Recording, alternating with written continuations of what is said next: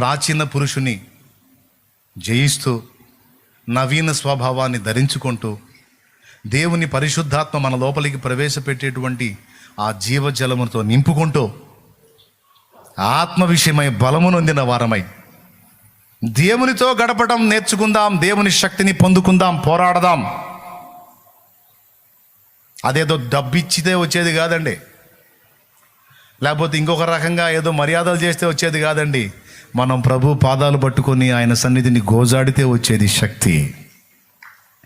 దేవునితో సత్సంబంధాన్ని ఏర్పరచుకుంటే మెయిన్ లైన్తో వెళ్ళి wire connect కావాలి. సర్వీస్ వైర్ ఏదైతే ఉందో మెయిన్ వైరు, అది మెయిన్ లైన్తో కనెక్ట్ అవ్వాలి. దానిలో నుంచి 2 వైర్లు డివైడ్ అవుతాయి. 2 వైర్లలో ఒకటేమో మెయిన్ ఉంటుంది, ఒకటేమో ఎర్త్ది ఉంటుందా? ఏదో మీరే చెప్పండి. కానీ ఒకటైతే నిజం, ఒక్కటే సర్వీస్ వైర్ వెళ్ళి దానికి తాకుతుంది, అందులోంచి శక్తి సరఫరాయి మొత్తాన్ని తిప్పిద్ది. నాకు నేర్పాడు దేవుడు. ఒరే, ఈ ఫ్యానుల్లాగా మనుషులు ఉన్నారు అనుకోరా. ఎన్ని ఫ్యాన్లు ఉన్నాయి తిరగాలంటే, ఒకడు మెయిన్ సర్వీస్ వైర్ లాగా, ఒకడు మెయిన్ వైర్ లాగా ఉండి నాతో సంబంధం ఏర్పరచుకుంటేనే ఈ ఫ్యాన్లు విద్యుత్ శక్తితో తిరిగినట్టు నీలో నుండి స్రవించే శక్తి ద్వారా బిడ్డలందరూ నడిపించబడతారు. నువ్వు నాతో సంబంధాన్ని తెంచుకున్నావు అనుకో, ఫ్యాన్లు ఉండటానికి కనపడతాయి కానీ తిరగవరా. అలాగే వ్యక్తులు ఉండటానికి ఉంటారు కానీ ఫలించరు, నిష్ఫలులైపోతారు, జాగ్రత్త అని చెప్పాడు. అన్న, నేను కొన్ని సమస్యలతో వారాల తరబడి, నెలల తరబడి, సంవత్సరాల తరబడి పోరాడుతున్నాను అన్నోళ్ళు చేతులు ఎత్తండి. కొన్ని సమస్యలు ఉన్నాయన్న, నాకు ప్రాబ్లమ్స్ కొన్ని ఉన్నాయి, వాటితో నేను నెలల తరబడి, సంవత్సరాల తరబడి, వారాల తరబడి పోరాడుతున్నాను, వాటి వల్ల నేను సఫర్ అవుతున్నాను అన్నోళ్ళు చేతులు ఎత్తండి. ఏముంది, మిగిలిన వాళ్ళకి ఏం లేవా? ఉంటే చేతులు ఎత్తండి. ఏముంది, సిగ్గుపడాల్సిన అవసరం ఏముంది? రైట్. వారాల తరబడి, నెలల తరబడి, సంవత్సరాల తరబడి సఫర్ అవ్వాల్సిన పరిస్థితి ఎందుకు వచ్చింది? క్షణాల్లో కదా, నిమిషాల్లో కదా డీల్ అవ్వాల్సింది. యేసు ప్రభుకు కానీ, అపోస్తలులకు కానీ, పాత నిబంధనల ప్రవక్తలకు కానీ, భక్తులందరికీ కూడా సమస్యలు క్షణాలతో డీల్ అయిపోయినాయి కదా, నిమిషాలతో డీల్ అయిపోయినాయి కదా. మరి ఎందుకని మనం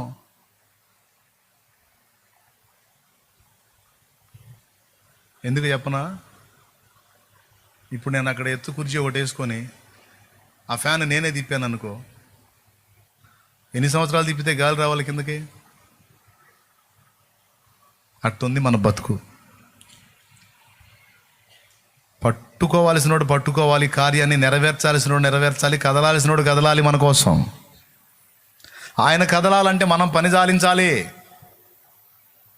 మనం పని చేసినంత వరకు దేవుడు సరే పా అంటాడు. పరిగెత్తుతున్నావుగా తెగ పొద్దున్న నుంచి, నిద్ర లేవగానే పరిగెత్తున్నావుగా సరిపో అంటాడు. నిద్ర లేవగానే పరిగెత్తాల్సింది అటు కాదు, ఆయన పాదాల దగ్గరికి పరిగెత్తాలి. ఆయన పాదాల దగ్గర సాష్టాంగ పడి ఆయనను కదిలించడం నేర్చుకోవాలి. అక్కడ సఫలం కావాలి మనం. ఆయన కదలాలి, అప్పుడు నీ కొండలాంటివి కూడా డీల్ అయిపోతాయి. దేవుణ్ణి కదిలించటం నేర్చుకోవాలి. అరే వదిలేశారండి, ఈరోజు వదిలేశారా? పట్టించుకోవటమే మానుకున్నారు. నేను చూస్తూ ఉంటాను. నాకు ఏ కొంచెం అవకాశం దొరికినా పోయి ప్రార్థన తోటలో ఉంటాను, ప్రార్థనలో దేవునితో ఉంటాను. అక్కడికి వెళ్ళానంటే దేవుడికి ముందే చెప్తాను, ఇక్కడికి వచ్చానంటే నీతో గడపడానికి వచ్చాను ప్రభా, నీకు స్తోత్రం అని. కూర్చుంటాను, నడుస్తాను, ఆ మంచి ఎక్కుతాను, మాట్లాడుకుంటూ ఉంటాను. నేను ఆయనతో, ఆయన ఆలోచనలు, ఆయన తలంపులు, ఆయనతో వ్యవహరిస్తూ ఉంటాను. నాలాంటి పిచ్చోళ్ళు ఎవరైనా తగులుతారేమో చూస్తూ ఉంటా. అంటే నేను గొప్పవాడిని కాదు, ఈ ఆకలి నాకుందా, ఇంకా నాలాంటి ఆకలి ఇంకెవరికన్నా ఉందా అని వెతుక్కుంటా. ఎవరన్నా అందులో కనపడ్డారంటే వాళ్ళకి నా హృదయంలో చాలా స్థానం, గొప్ప స్థానం ఉంటుంది. మళ్ళీ వచ్చిన వాళ్ళు నన్ను ఎత్తుక్కుంటా నా దగ్గరికి వచ్చారనుకో, సిరాకు పుట్టిద్ది. అన్నయ్య వందనాలు అన్నయ్య, నీకోసమే వచ్చాను అన్నయ్య అంటే చిత్ర పుట్టిద్ది. ఖచ్చితంగా నేను కనపడ్డా నా దగ్గర రాకూడదు, వెళ్ళి మోకాళ్ళు వేయాలా ప్రభువా అని. వాళ్ళు నాకు ఇష్టం. వాళ్ళు కావాలా, అట్లాంటి వాళ్ళు కావాలా. కొంతమంది అట్ట కాదు, పొద్దున్న నుంచి సాయంత్రం దాకా అయినా సరే నేను ఆ మంచి దిగిన దాకా అట్టనే ఉంటా. అయ్యో అన్నయ్య దిగాడా, మంచి దిగలేదా, 4 గంటలు అయింది అయ్యో వచ్చి, ఏం కర్మ, ఏం దరిద్రం. ఈ 4 గంటలు దేవుని ముందు మోకాళ్ళు వేస్తే ఇంటికాడ నుంచి ఫోన్ వచ్చేది ఆ సమస్య తీరిందని. తెలివి తక్కువతనం కదా. 4 గంటలు నా కోసం, ఒక మనిషి కోసం నిరీక్షించకపోతే ఆ 4 గంటలు ఏసయ్యా నువ్వు కదులు అని మోకాళ్ళు వేస్తే ఎంత బాగుండేది. సరే మోకాళ్ళు లేవు, నిలబడి ఏసయ్యా ఇదిగో నీ కార్యం కోసమే నిలబడ్డానయ్యా అంటే ఎంత బాగుండేది. శాలేమరాజు అక్కడ ఉంటాడు మంచి మీద, కానీ ఏసయ్య పోయి కార్యం చేసేవాడు కదా.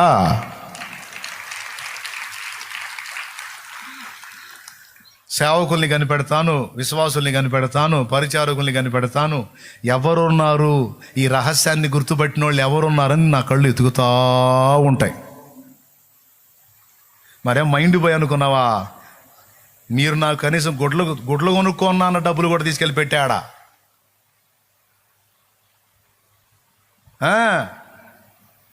బంగారు వస్తువులు తీసుకొచ్చి ఇచ్చారు నువ్వు పెట్టుకోవాలని, వాళ్ళ అభిమానం. అవి కూడా అమ్మి ఆ వచ్చిన డబ్బులు ఎక్కడెక్కడ డబ్బులని తీసుకెళ్ళి పెట్టా అక్కడ. ఎందుకో తెలుసా, ఏకాంతంగా నా బిడ్డలో దేవుణ్ణి కలుసుకోవడానికి ఒక రమ్యమైన చోటు కావాలని. ఎక్కడికి పోతే ఎవరు రానిస్తారు, ఎక్కడికి పోతే ఎవరు రానిస్తారండి. దేవుణ్ణి కలుసుకొని భక్తిపరులై సమాజాలకి దీపాలుగా వెలిగేటువంటి యోధులు ఇక్కడ తయారు కావాలి. ఇక్కడ దేవుణ్ణి కలుసుకోవాలని ప్రతిరోజు ప్రార్థిస్తా. అంతెందుకని మందిరం లేదా, మందిరం ఉంది, మందిరంలోకి వచ్చేసుకో. కానీ అచ్చంగా ప్రేయర్ పర్పస్లో అది ఏర్పాటు చేసాం, ప్రార్థనా తోటాన్ని. నువ్వు గదులు నలుగురిని గదిలిచ్చు, వేయండి, మోకాళ్ళు వేయండి, దేవుని సన్నిధిలో గడపండి. ఉపవాసం ఉండగలిగితే ఉండండి, లేకపోతే తినండి, అంత తెచ్చుకొని తిని గడపండి. అట్లా దేవునితో కనెక్షన్ ఏర్పాటు చేసుకున్న వాళ్ళు, దేవునితో కనెక్ట్ అయిన వాళ్ళే భవిష్యత్తు సంఘానికి దీవెనకరమైన పాత్రలు అవుతారు. వాళ్ళు వర్ధిల్లుతారు, వాళ్ళ ద్వారా కార్యాలు జరుగుతాయి. ఈ ఊరు వాళ్ళకి, ఇక్కడ చుట్టుపక్కల వాళ్ళకి ఛాన్స్ ఉందన్నయ్య, మరి మాకు లేదు. కానీ నీకు ఉన్న దగ్గర పోవయ్యా, ఎక్కడో దారి చూసుకొని దేవునితో గడపడానికి సమయం కేటాయించవయ్యా. దేవునితో, దేవుడు ముఖ్యమయ్యా. ఆయనతో ఎంత ఎక్కువ సమయం నువ్వు స్పెండ్ చేసి బలం పొందుకుంటావో సమస్యలంతా తొందరగా వదిలిపోతాయి.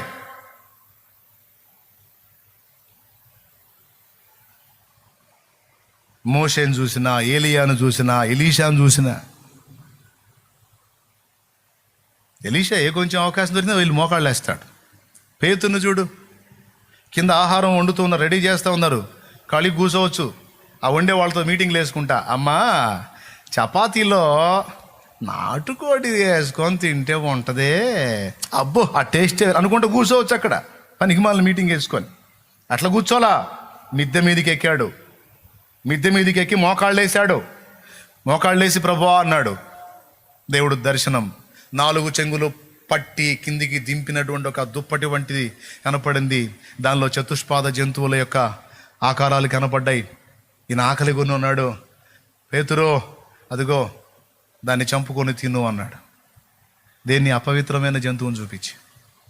పేతురు అన్నాడు, ప్రభువా అపవిత్రమైన దాన్ని నేను ముట్టనని నీకు తెలుసు కదా, ఇంతవరకు అపవిత్రమైనది ఏది నా నోట పడలేదు అన్నాడు. అప్పుడు దేవుడు అన్నాడు, దేవుడు పవిత్రపరచిన వాటిని అపవిత్రమని ఎంచకూడదు అన్నాడు. దేవునికి స్తోత్రం కలుగును గాక. అట్లా ముమ్మారు ఆ దర్శనాన్ని ఇచ్చాడు. చివరికి ఏమర్థమైంది? దేవుడు అన్యుల దగ్గరికి వెళ్ళమంటున్నాడని అర్థమైంది. ఆ తర్వాత కొర్నేలు ఇంటికి వెళ్ళి అక్కడ వాళ్ళందరూ దేవుని కొరకు పట్టబడేటట్టు పేతురు వాడబడతాడు. అంటే ఏ కొంచెం సమయం దొరికినా, ఏ కొంచెం అవకాశం దొరికినా మన దేవుని సన్నిధి కదా వెతకాలి, దేవుని పాదాల దగ్గర కదా మనం వెతకాలి. అప్పుడు కదా ఉజ్జీవం, అప్పుడు కదా ఆత్మల్లో కదలిక, అప్పుడు కదా దేవుడు కార్యాలు నెరవేర్చేది. నిద్ర వచ్చిన వాళ్ళు స్తోత్రం చెప్పండి. వెరీ గుడ్, చాలా చురుగ్గా ఉన్నారు. మెలకుతున్న వాళ్ళు చెప్పండి. రైట్, మీరు సీరియస్గా వింటున్నారని నమ్ముతున్నాను నేను.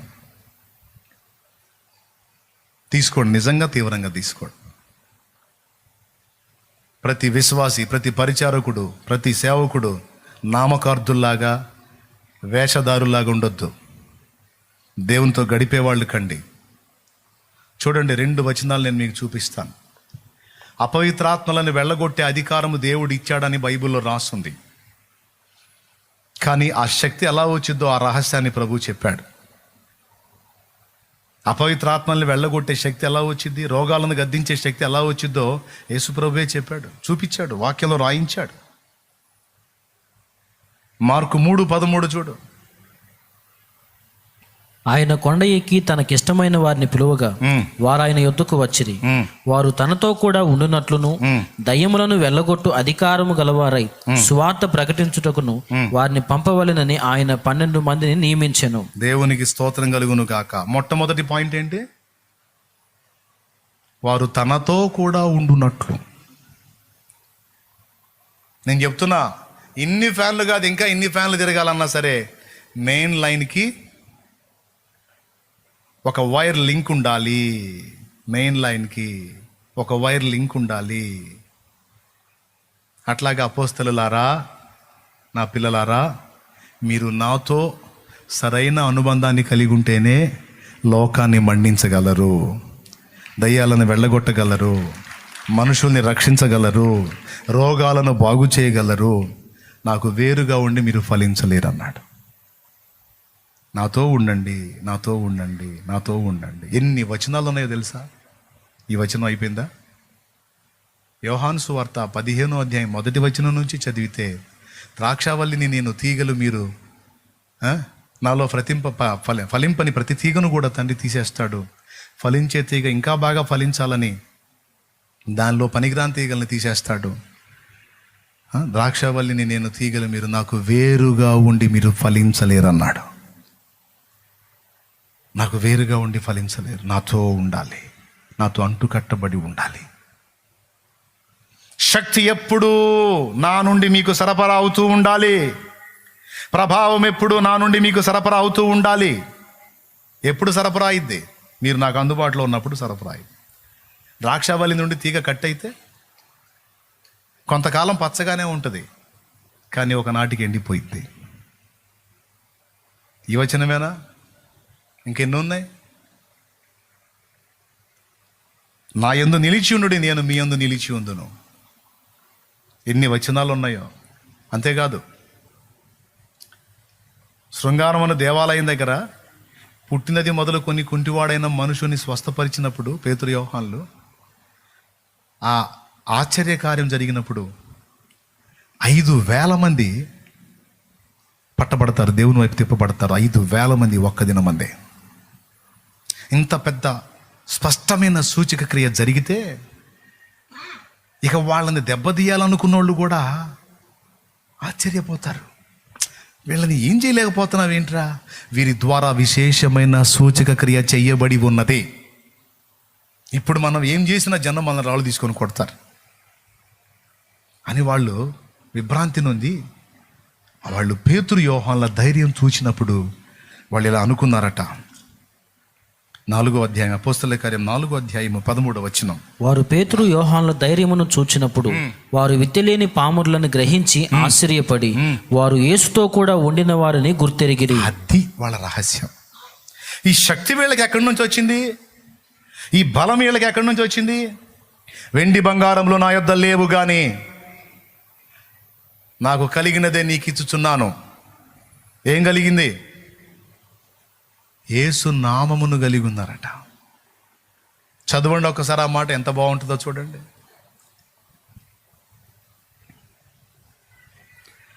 యేసుతో సహవసించేవాడు యేసునే కలిగి ఉంటాడు. 3వ అధ్యాయం 4వ వచనం. పేతురును, యోహాన్ను వారిని తేరి చూచి మా తట్టు చూడమనిది. వాడు వారి యొద్ద ఏమైనా దొరుకునని కనిపెట్టుచు వారి యందు లక్ష్యం ఉంచాను. అందరూ ఒకసారి స్తోత్రం చెప్పండి, గట్టిగా చెప్పండి, ఇంకోసారి చెప్పండి. ఇప్పుడు వినండి. అంతటా పేతురు, వెండి బంగారములు నా యొద్ద లేవు గాని నాకు కలిగినదే నాకు కలిగినదే నీకు ఇచ్చుచున్నాను. ఏం కలిగింది ఆయనకి? నజరేయుడైన యేసుక్రీస్తు నామమున నడువుమని చెప్పి వాని కుడి చెయ్యి పట్టుకొని లేవనెత్తెను. వెంటనే వాని పాదములను చీలమండలమును బలము పొందెను. అది యేసు నామములోని శక్తి పొందుకున్నారు. ఏం పొందుకున్నారు? సంవత్సరాల తరబడి ప్రాకులాడుతున్నావు సమస్యల నుంచి విడుదల కొరకు. సమస్యలతోనే ప్రాకులాడుతున్నావు కానీ సమయం దేవుడికి ఇవ్వాల. అందుకే కానీ నేను దేవుని తెలుసుకున్న తర్వాత సమస్యలన్నిటికీ పరిష్కారం యేసై చేతిలో ఉందని నాకు అర్థమైంది. ఆయన్ని కదిలిస్తేనే ఏదైనా జరిగిద్దని ఆయన్ని కదిలించడం మొదలుపెట్టా. అన్నీ ఒక్కొల్లికి వచ్చినాయి. ఇప్పుడు కూడా నాకు పెద్ద అవసరం ఉంది. ఇప్పుడు అది ఉంది. వాళ్ళు ముందుకు వచ్చారనుకో ఒకవేళ తక్కువలో తక్కువ వేసుకున్న చాలా ఇద్ది. నాకు చాలా కావాలా. ఎందుకంటే చుట్టుపక్కల ఏర్పడేటువంటి బ్రాంచ్ సంఘాలన్నిటికీ ఇది మెయిన్ అవుతుంది, హెడ్ క్వార్టర్ అవుతుంది. ఇక్కడ చుట్టుపక్కల బ్రాంచీల నుంచి ఒకవేళ దేవుని పని కొరకు సంపూర్ణంగా సమర్పణ చేసుకున్న వాళ్ళు కూడా వచ్చి ఇక్కడ ఉండాల్సి వచ్చింది. ఇక్కడ కట్టడాలు కొన్ని నిర్మాణాలు చేయాల్సి వచ్చింది, కొన్ని వసతులు ఏర్పాటు చేయాల్సి వచ్చింది. ఇప్పుడు కనపడ్డ ఈ డెవలప్ కాదు, దీనికి 2 ఇంతలు 3 ఇంతలు 4 ఇంతలు ఇదంతా డెవలప్ కావాలి. ఎందుకంటే ఇప్పటికీ ఇంచుమించు 200 ప్రాంతాల్లో సంఘాలు స్థాపించబడ్డాయి. మరి ఇక్కడ అన్ని ఏర్పాట్లు చేయాలి. ఒకటొకటి చేసుకుంటూ వస్తామా? పెద్ద పని ఉంది. ఆ పెద్ద పనికి పెద్ద మొత్తం కావాలి. ఆ పెద్ద మొత్తానికి జనాల దగ్గర పోయి దేహిని అడుక్కోవాలా? ఎవరిని అడిగే ప్రసక్తి లేదు, ఎవరిని లెక్క చేసే ప్రసక్తి లేదు. మోకాళ్ళు వేయాలి, దేవుని పాదాలు పట్టుకోవాలి, దేవుడు కదలాలి, కార్యాలు జరగాలి, అంతే. హల్లెలూయా. ఫస్ట్ నుంచి అదే నిబంధనతో ఇన్ని మైళ్ళు ప్రయాణం చేసుకుంటా వచ్చా. మోకాళ్ళు వేయటం, ఆయన గదిలించటం, ఆయన కార్యాలు చేయటం.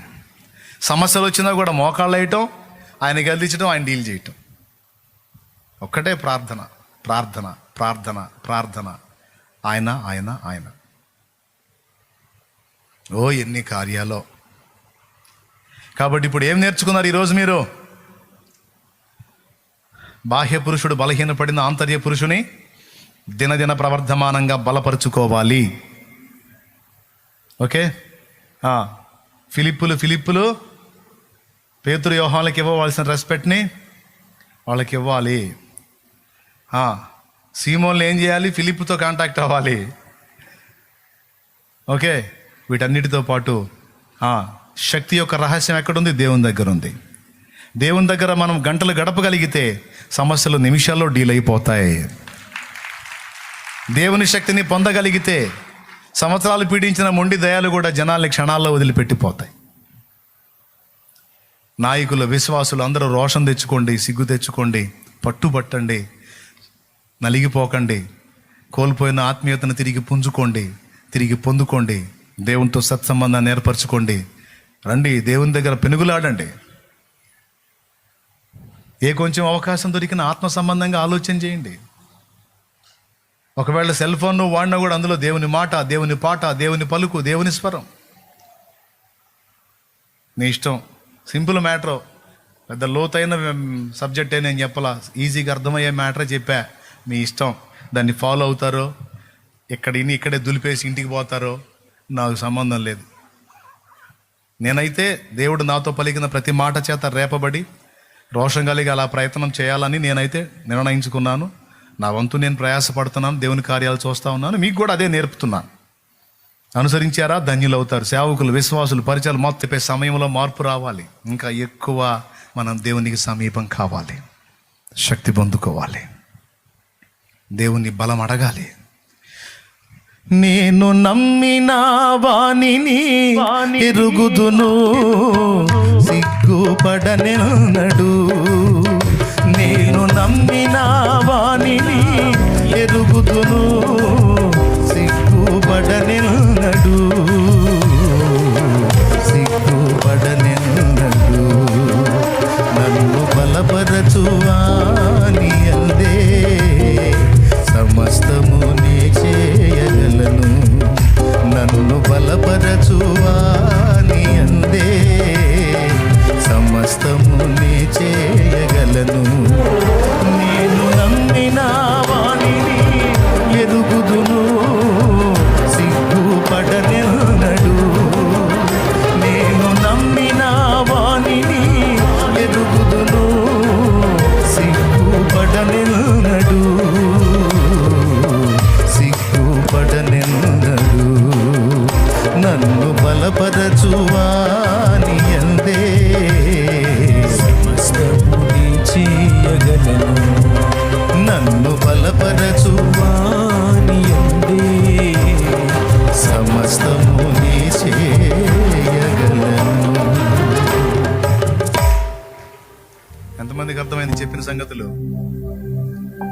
సూటిగా సుత్తి లేకుండా డైరెక్ట్గా పాయింట్ మీకు వచ్చేటట్టు చేశాను.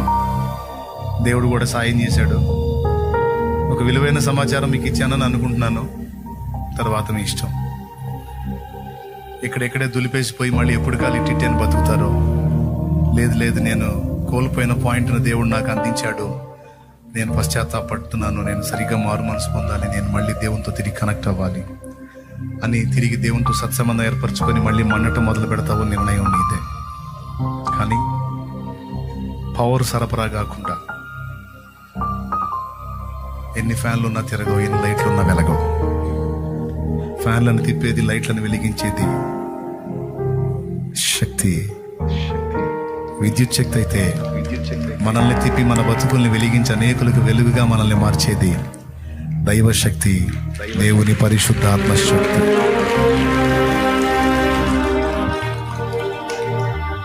ఇంకా ఎవరి చేతుల కోసమో నువ్వు దయ చూపాల్సిన ఎవరి దయ కోసమో నువ్వు వెంపలాడాల్సిన అవసరంలా, ఎవరి చేతుల కోసమో నువ్వు ప్రాకులాడాల్సిన అవసరం.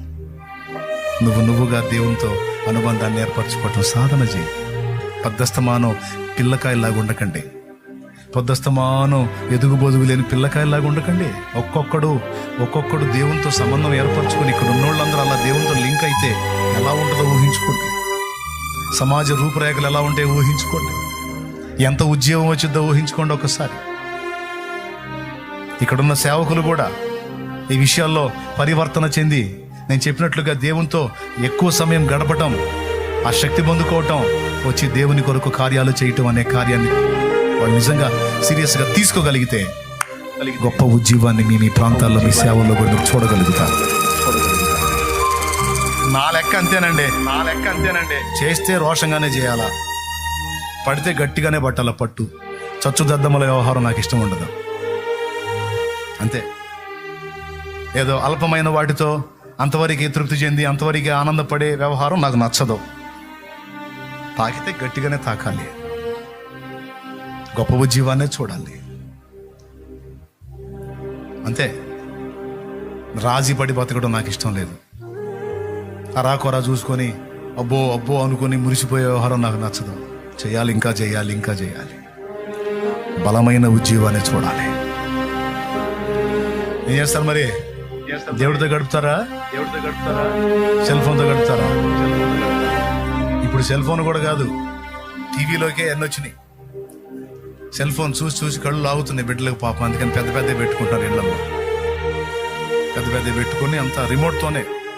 యూట్యూబ్ కావాలంటే వచ్చింది, నెట్ కావాలంటే వచ్చింది, గూగుల్ వచ్చింది, నెట్ఫ్లిక్స్ వచ్చింది.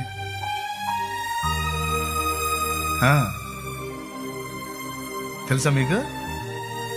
వచ్చింది. ఏవి కావాలంటే వస్తాయి, చూసుకోవచ్చు. జనాల యొక్క ఆత్మీయతను ఆర్పి కూర్చున్నాడు సైతాన్. నిప్పుల మీద నీళ్లు జల్లినట్టు అందరి భక్తి మీద నీళ్లు జల్లి కూర్చున్నాడు సైతాన్. భక్తి లేదు, అజ్జుడని ఒక పక్క రాకడికి అన్ని సర్వం సిద్ధం అవుతా, పరిస్థితులు అలా ప్యాక్ అవుతా వస్తున్నాయి. దాని స్పర్శనే వదిలేసుకొని ఈ నేత్రాశ పాపంలో మునిగి తేలుతా ఉన్నారు భక్తులతో సహా. ఇట్లాంటి మాటలు వినపడ్డప్పుడు అంటున్నారు కానీ 1-2 తర్వాత మళ్ళీ మామూలే. అంటే అంత వీక్ అయిపోయారు, రోషం కోల్పోయారు, స్పర్శ కోల్పోయారు, ఆత్మీయ స్పర్శ. వీళ్ళ వల్ల ఏం జరిగింది కార్యం? వీళ్ళ వల్ల ఏం వచ్చింది ఉద్యోగం? వీళ్ళు చేతులు ఉంచినప్పుడు ఏం జరిగింది ప్రజల్లో కార్యం? వీళ్ళు ప్రార్థించినప్పుడు ఏం జరిగింది ప్రజల్లో కార్యం? వీళ్ళు తాకినప్పుడు ఏం జరిగింది ప్రజల్లో కార్యం? వీళ్ళు సంచరించిన సమాజాల్లో ఏమొచ్చింది ఉజ్జీవం? మనం ఒక సమాజంలో సంచరించామంటే ఖచ్చితంగా ప్రభావం పనిచేయాలి, ఆత్మల్లో కార్యం జరగాలి. ఒక గడ్డ మీద మనం పని మొదలు పెట్టామంటే ఆ ప్రాంతాన్ని దేవుడు దర్శించిన దినములు కావాలి. ఆ దినములు చార్లెస్ జి ఫిన్నీ దినములు, ఆ ప్రాంతమును దేవుడు దర్శించిన దినములో డేవిడ్ బ్రైనార్డ్ దినములో, రెడినియన్లను దేవుడు దర్శించిన దినములో, డేవిడ్ లివింగ్స్టన్ దినములో, ఆ ప్రాంతములను దేవుడు దర్శించిన దినములో, జాన్ వెస్లీ దినములో, ఆ ప్రాంతములను దేవుడు దర్శించిన దినములో, ఇంగ్లాండ్ ని దేవుడు దర్శించిన దినములో. ఇప్పుడు దరిద్రులుగా తయారై ఉండొచ్చు ఇప్పటి తరం, కానీ జాన్ వెస్లీ ఉన్న తరములో, ఆ తరములో గొప్ప ఉద్యోగం వచ్చింది. అప్పటి ప్రజలు గొప్ప ఉద్యోగాన్ని చూశారు. వాళ్ళు దేవుని ఆత్మ సంబంధులై మండారు, దేవుని దగ్గర చేరారు. రాబర్ట్ యువాన్ ఆ దినములో, ఆ ప్రాంతములను దేవుడు దర్శించిన దినములు, వేల్స్ ఉజ్జీవం. మన దినములు కూడా మన ప్రాంతములను, మన ప్రదేశాలను దేవుడు దర్శించిన దినములుగా మారాలంటే నేను చెప్పిన పందాల్లో మనం అడుగులు వేయాలి. శక్తితో నింపబడాలి, దేవుని ప్రభావంతో నింపబడాలి, దేవునితో ఉండాలి.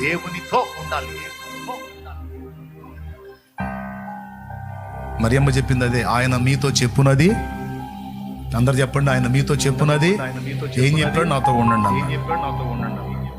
పావురమా, నీ స్వరము మధురం, నీ ముఖం మనోహరం, నీ స్వరం నాకు వినబడనిమ్ము, నీ ముఖం నాకు కనబడనిమ్ము అన్నాడు. నువ్వేమో చెత్తవాటికి నీ ముఖం చూపించుకుంటూ కూర్చో ఆయన ముందుగా. పనికి మాలిన స్థలాల్లో కూర్చుంటున్నావు నువ్వు, పనికి మాలిన వ్యాపకాల్లో కూర్చుంటున్నావు నువ్వు. నో నో నో దేవునికి చూపించు నీ ముఖం. ఆ ముఖానికి వెలుగు వస్తుంది. దేవునికి వినిపించు నీ స్వరం. ఆ స్వరానికి దేవుడు అధికారం ఇస్తాడు. అది మాట్లాడినప్పుడు కార్యాలు జరుగుతాయి. లే, పైకి లేచి నిలబడు.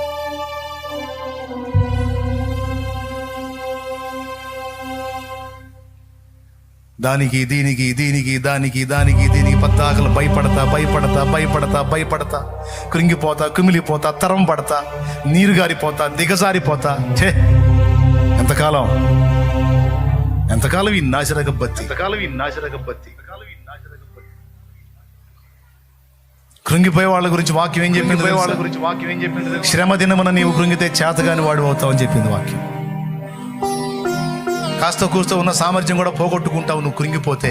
కృంగుబాటుకు తావివద్దు, నేను లేవనెత్తేవాడిని నేనున్నాను, నా వైపు చూడు అంటుంది వాక్యం.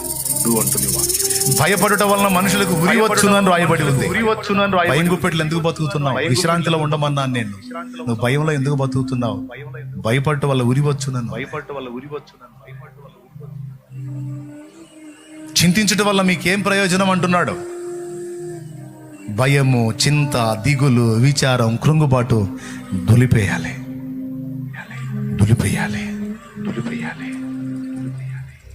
సరిచేయబడాలి. విషన్న వదనాలతో ఉంటాం కాదు. దేవుని ప్రకాశము, దేవుని ఆనందం, దేవుని ముఖ ప్రకాశం మన ముఖాల్లో తేజరెల్లాలి. నువ్వే కృంగిపోయి, దిగులు పడి, విచారపడి, నీరు గారిపోయి భయపడతా ఉండి నువ్వు సమాజాన్ని ఏం ప్రభావితం చేస్తావు? నీ బొంద ఏం ప్రభావితం చేస్తాను? నీ ముఖంలో దేవుని వెలుగు ప్రసరించాలి.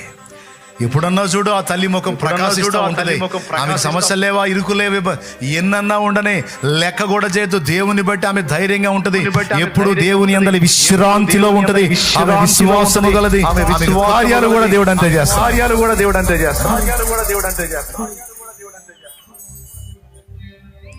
ఆయనకి కార్యాలు కూడా దేవుడు అంతే చేస్తాడు. అది కాదు, సరి చేయబడదాం. ఎవరి దయా దాక్షిణ్యాల కోసమో మనం ఎదురు చూడటం కాదు, వెంపర్లాడటం కాదు. దేవునితో కనెక్ట్ అవుదాం, దేవునితో కనెక్ట్ అవుదాం. నా ఆశ, నా ఆకాంక్ష అదే. మిమ్మల్ని అందరినీ నా దేవునికి కనెక్ట్ చేయాలి. ఆయనతో మీరు లింక్ అయ్యారంటే సరఫరా డైరెక్ట్గా మీకు లభిస్తుంది. అనేక మందిని వెలిగించగలుగుతారు, ఫిలిప్పు లాగా.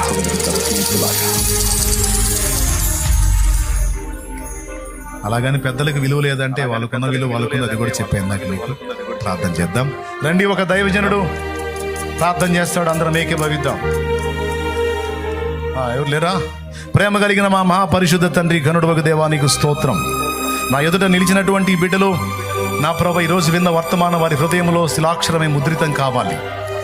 ఆ మాటలు వారి హృదయాల్లో నాటబడిన వారై నీ కొరకు రోషముతో రేగాలి ప్రభువా. అన్నిటికంటే ముఖ్యంగా ఈరోజు నా ప్రభువా నీతో ఉండుట అనే దానిలో ఏర్పడేటువంటి శక్తిని గురించి ఒక విలువైన సమాచారం మాకు ఇచ్చినందుకై వందనాలు ప్రభువా. స్తోత్రాలు. నా బిడ్డల్ని ఈ విషయమై మండించమని ప్రార్థన చేస్తా ఉన్నా. ప్రభువా, నీవు తండ్రితో గంటలు గడిపావు, సమస్యలు క్షణాల్లో డీల్ అయిపోయాయి. ఈరోజు మేము లోకంతో గంటలు గడుపుతూ నీతో నిమిషాలు గడుపుతున్నాం. అందుకే మా దరిద్రాలు ఇట్ట ఏడిసినాయి. ఈరోజు మాకు సూటిగా ఈ మాట తగిలింది, నేను సరి చేసుకుంటున్నాం. ఇక నీతో ఎక్కువ సమయం స్పెండ్ చేయడానికి మేము ఇష్టపడుతున్నాం. మమ్మల్ని బలపరచు, మమ్మల్ని ఆకర్షించు నీ పాదాల చెంతకు. మేము నా ప్రభువా ఇదిగో నీ పాదాల చెంత నీ అగ్ని చేత మండించబడి, నీ ముఖ ప్రకాశము చేత వెలిగించబడి అనేక కార్యములు స్వతంత్రించుకున్నట్లు మమ్మల్ని బలపరచమని ఈరోజు మాతో ముక్కుసూటిగా తేటగా ముఖాముఖి మాట్లాడినందుకు మనసారా కృతజ్ఞతాస్తుతులు చెల్లిస్తూ ఈ మాటలు మా హృదయాల్లో స్థిరపరచమని, వీటిని ఎత్తుకొని పోజూసే దుష్టాత్మలను బంధించమని, నీ కృపా కాపుదల మాకు ప్రసాదించమని, తెలిసి తెలియని మా అవిధేయతలు క్షమించమని నీ కృపకే మమ్మల్ని మేము అప్పగించుకుంటూ యేసుక్రీస్తు నామంలో ప్రార్థించి స్తుతించి జవాబును స్వతంత్రించుకుంటున్నాం తండ్రి. ఆమేన్, ఆమేన్, ఆమేన్, ఆమేన్. బిడ్డలు విశ్వాసంతో తెచ్చిన నూనె నీ శక్తితో నింపి రోగులైన వారికి అది రాసినప్పుడు ప్రార్థించినప్పుడు స్వస్థత చేకూర్చు. ముఖ్యంగా నీ బిడ్డలందరూ కూడా నీతో గడిపిన వారే శక్తివంతులై వారే కాదు సమాజానికి కూడా దీవెనకరంగా మారునట్లు కృప చూపమని యేసునామములో తిరుగు ప్రయాణాల్లో కూడా తోడయు క్షేమాన్ని కలిగించు. యేసునామములో వేడుచున్నాం తండ్రి. ఆమేన్. మన తండ్రి అయిన దేవుని ప్రేమ, ఆయన ప్రియ కుమారుడు మనందరి ప్రాణ ప్రియుడైన యేసయ్య శాశ్వత నిత్య కృప, పరిశుద్ధాత్మతోడి మనోహర దివ్య సహవాసం సమాధానం సమకూడిన మనకు సకల పరిశుద్ధులకు సార్వత్రిక సంఘమంతుడికి సదాతోడే మనందరం నిత్యత్వంలో చేరు పర్యంతము మనల్ని నడిపించును గాక.